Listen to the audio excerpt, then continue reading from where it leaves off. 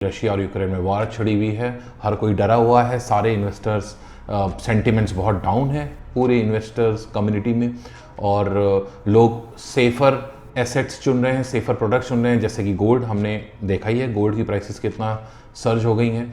But फिर भी कहा जाता है भाई इक्विटी में तो उथल पुथल होता ही है, क्योंकि वो तो नेचर है मार्केट का।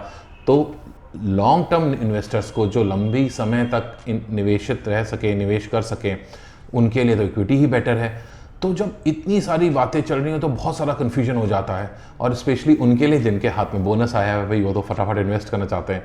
तो आज के वीडियो में हम जानेंगे कि क्या वो अपॉर्चुनिटीज़ है, कहाँ कहाँ वो, क्या वो अच्छे सेक्टर्स हैं जिसमें आप इतनी उथल पुथल के बावजूद निवेश कर सकते हैं, इन्वेस्ट कर सकते हैं, और आने वाले सालों में भरपूर फ़ायदा उठा सकते हैं, बहुत अच्छा प्रॉफिट कमा सकते हैं, है ना। तो चलिए आगे बढ़ते हैं।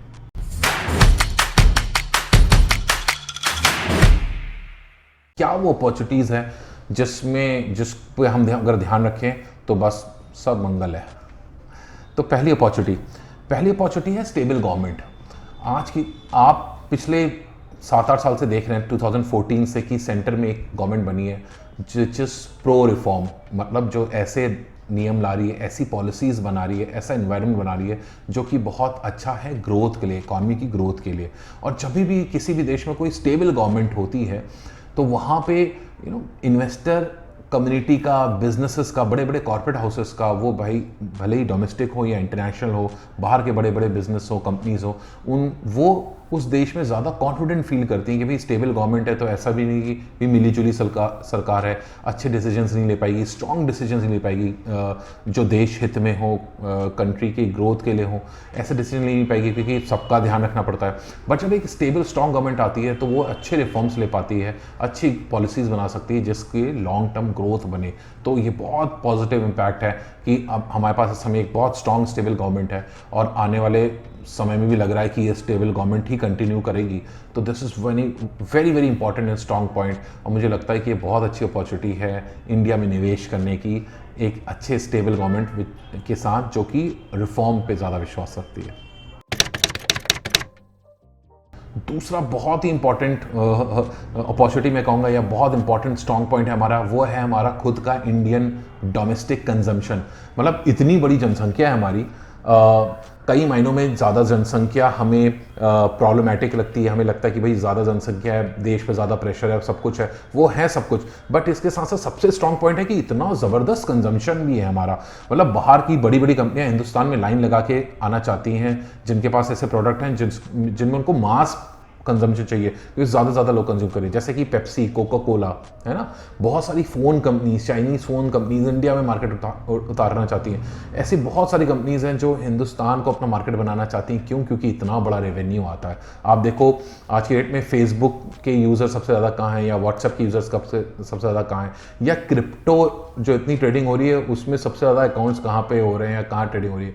ऑब्वियसली इंडिया है, और India is a big growth story. तो हमारा कंजम्पशन ही हमारी सबसे बड़ी ताकत है, और अगर हम इतना माल हमारे देश में बने कि हम ही उसको कंज्यूम कर जाए तो ऑब्वियसली ग्रोथ को कौन रोक सकता है। तो ये बहुत बड़ी अपॉर्चुनिटी है, बहुत बड़ी ग्रोथ, मतलब बहुत बड़ा पॉजिटिव पॉइंट है। तीसरा बड़ा इंपॉर्टेंट और पॉजिटिव पॉइंट जो आजकल है वो है लो इंटरेस्ट रेट्स।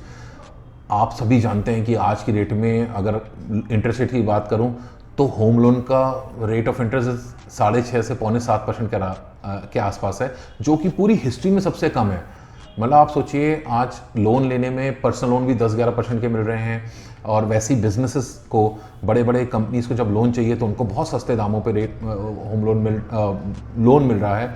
और जब ऑब्वियसली आप अगर घर खरीदना चाहते हैं तो होम लोन बहुत सस्ते दामों में मिलता है। जब इतना लो इंटरेस्ट रेट सिनेरियो होता है तो एक तो इंडिविजुअल्स को, जनता को अगर घर लेना है या कुछ करना है या ज़रूरत है तो कम दरों पे, कम ब्याज पे, या कम इंटरेस्ट रेट पे लोन मिल रहा है तो उनके लिए बहुत अच्छा है। ज़्यादा पैसा हाथ में बढ़ेगा तो वो और कंज्यूम कर पाएंगे, जिससे इकॉनमी को सपोर्ट होगा, या फिर अगर वो इन्वेस्ट करते हैं तभी भी इकॉनमी को इनडायरेक्ट सपोर्ट होगा।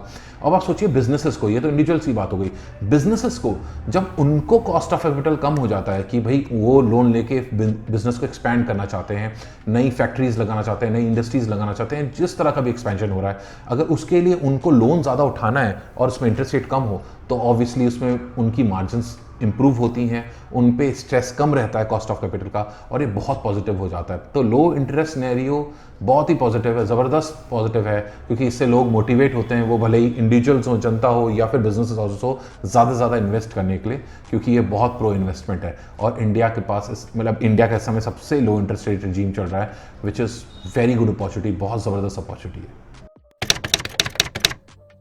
ऑब्वियसली कोविड में से बहुत डिस्टर्बेंस हुआ, बिजनेसेस को बहुत डिस्टर्बेंसेस हुआ, कई बिजनेस डूब गए, छोटे बिजनेसेस को बहुत नुकसान हुआ, बट फिर भी पिछले 1-2 साल में जिस तरह से इंडिया ने रिकवरी की है वो बहुत अमेजिंग है। मतलब दुनिया के सामने एग्जाम्पल सेट किया है कि कैसे कोविड जैसे महात्रासदी को भी कैसे हम लोग कंट्रोल कर सकते हैं, कैसे बढ़िया वैक्सीनेशन चला, और अब रिकवरी भी बहुत अच्छी आ रही है, जिसका रिजल्ट हो रहा है कि कॉर्पोरेट अर्निंग नंबर्स, जो बिजनेस अपनी अर्निंग्स पोस्ट कर रहे हैं वो बहुत अच्छे आ रहे हैं। और अमूमन ये कॉर्पोरेट अर्निंग नंबर्स लगभग 19 से 20% के रेट पे आ रहे हैं, अगर हम निफ्टी कंपनीज की बात करें, which is very very encouraging. मतलब इसका मतलब है कि हर साल से 20% के दर से वो कंपनीज ग्रो कर रही हैं, जो कि बहुत ज़बरदस्त है। इसका मतलब है कि मार्केट आने वाले सालों में लगभग इसी दर के आसपास 15 से 20% ग्रो करने का पोटेंशियल रखता है, अगर हम लॉन्ग टर्म देखें।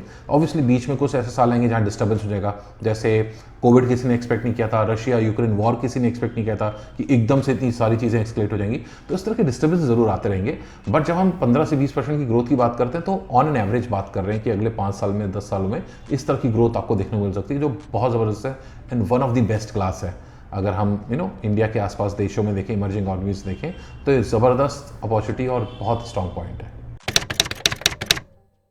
गवर्नमेंट बहुत ज़्यादा कैपेक्स पुश कर रही है। कैपेक्स होता है जब कैपिटल एक्सपेंडिचर हो, मतलब नई इंडस्ट्रीज़ लगाना, नए फैक्ट्रीज लगाना, जब ये इस तरह का मोटिवेशन गवर्नमेंट करती है ना, तो बहुत इंपॉर्टेंट और बहुत एक ऐसा माहौल बन जाता है जहाँ पे ज़्यादा जॉब्स जनरेट होती हैं। क्योंकि एम्प्लॉयमेंट, अब नई इंडस्ट्री लगेगी तो ऑब्वियसली ज़्यादा एम्प्लॉयमेंट होगा, ज़्यादा लोग चाहिए, मैन पावर चाहिए होंगी, और अगर ज़्यादा मैन पावर है तो ऑब्वियसली पर कैपिटा इनकम बढ़ेगी, लोग कमाएंगे ज़्यादा से ज़्यादा लोग को नौकरियाँ मिलेंगी, जो कि अल्टीमेटली कंजम्पशन में हेल्प करेगा, क्योंकि वो कमाएंगे ज़्यादा तो खर्च ज़्यादा करेंगे, तो ऑटोमेटिकली ये इतना अच्छा मनी सर्कुलेशन होगा जो इकॉनमी के लिए बहुत अच्छा है।